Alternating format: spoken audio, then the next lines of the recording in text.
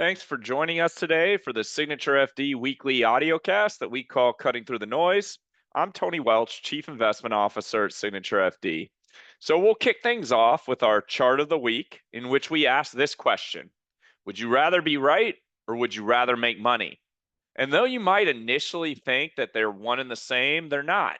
In fact, this chart shows an indicator that's been right 70% of the time, but it's actually managed to lose money over the long term.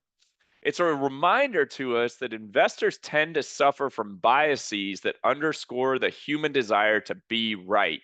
Those include confirmation bias, overconfidence, and belief perseverance. It reminds us that some positive investor traits are humility, flexibility, and objectivity.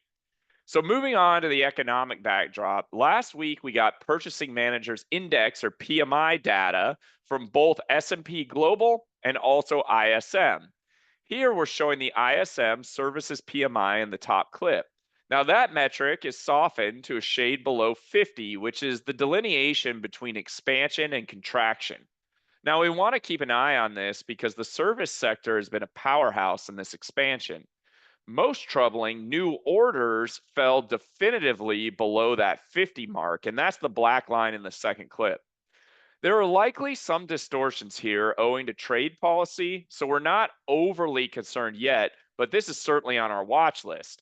Now, one of the reasons we want to pay attention to the ISM service PMI is because our friends at Ned Davis Research have found a strong leading tendency for that indicator and the broad economy. So we can see here their 10 indicator recession watch report.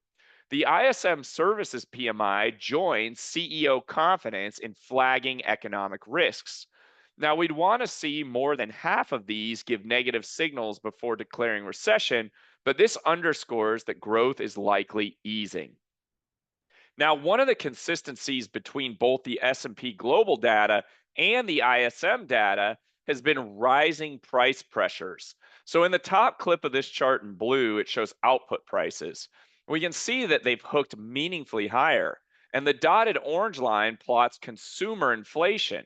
Rising output prices tend to lead consumer inflation by about 3 months. So, this is one of the reasons that the Fed is uncomfortable in cutting interest rates. There is some pipeline inflation pressure for now. Now, what's complicating matters further is the slowing in job creation. So, in the top clip in blue, we're showing the monthly change in payrolls. It was 139,000 last month, with downward revisions of 95,000 for the prior 2 months. So, that's really a net job creation of only 44,000 jobs. The orange dotted line in the top clip is the 12-month average of monthly job creation. We can see that that has been in a downtrend the past 3 years or so. So if the Fed weren't worried about inflation, they'd probably be cutting sooner. But the current odds are near zero for a June cut. In fact, the odds of a rate cut don't pick up meaningfully until September. So for now, the Fed appears to be in their wait and see approach. And the market's been tracking along with prior historical instances of the Fed pausing a cutting cycle. And that's what this chart shows. In light blue, we're showing the current market pattern around the first rate cut. The green line plots non cycles. So that's when the Fed is cut, but then it stopped cutting relatively quickly. If the rate cutting cycle resumes and it resumes at a measured rate, it's possible that the market could take a less volatile path in line with the darker blue line, which shows market activity when there has been a slower measured rate cutting cycle. So, speaking of the market, we're focused on corporate earnings. Historically, the stock market hasn't gotten in too much trouble as long as earnings are not too bad.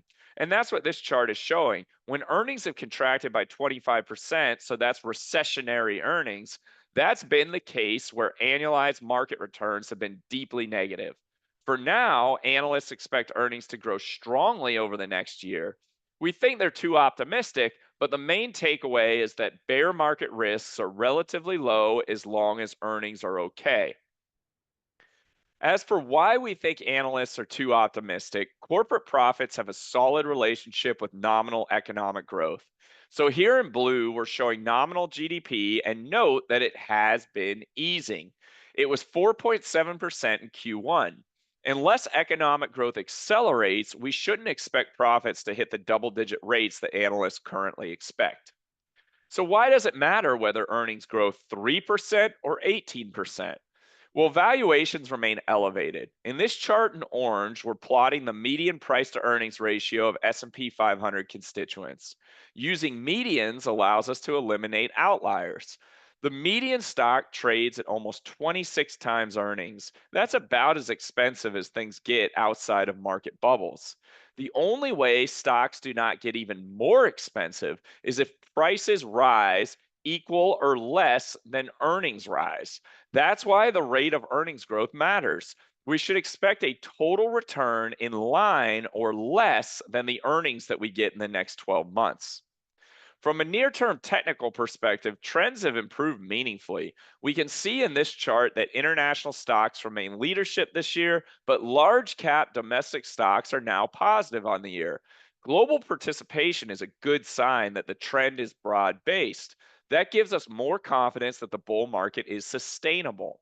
So far, so good from a technical perspective. Bringing it all together, we showed a trading system to prove that one can be right the majority of time, but still not make money. Successful investors check their biases at the door. From an economic perspective, growth appears to be easing, as we saw in both PMI and labor market data last week, but not yet recessionary. We're skeptical of analysts' estimates for profits in the next 12 months, given a slowing economy. The degree to which earnings grow will likely dictate returns in the next year. From a technical perspective, international stocks are still leadership, but domestic stocks have been increasingly participating, and that's a positive development for the sustainability of the bull market. As always, we want to thank you for joining us today and have a great week ahead.